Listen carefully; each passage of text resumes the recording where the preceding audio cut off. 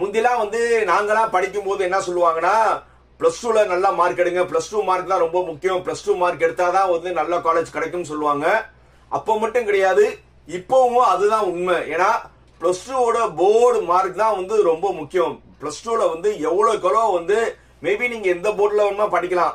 நீங்க state board படிக்கலாம், CBSE படிக்கலாம், ஐசிஐ சிலபஸ் படிக்கலாம், எந்த சிலபஸ்ல நீங்க படிக்கலாம். பட் எது இருந்தாலும் வந்து போர்டு மார்க், அதாவது உங்களுடைய டோட்டல் மார்க் வந்து ரொம்ப முக்கியம். இப்போ வந்து ஃபார் எக்ஸாம்பிள் வந்து ஸ்டேட் போர்டில் வந்து 600க்கு இருக்கு, ஒரு சில போர்டில் 500க்கு டோட்டல் இருக்கு. பட் மெயினா வந்து இப்போ இன்ஜினியரிங்கோ ஒரு மெடிக்கலோ போறவங்களுக்கு ஆஸ்பிரேஷன் என்னன்னா மேக்ஸ், பிசிக்ஸ், கெமிஸ்ட்ரி, இது இன்ஜினியரிங் காரவங்களுக்கு.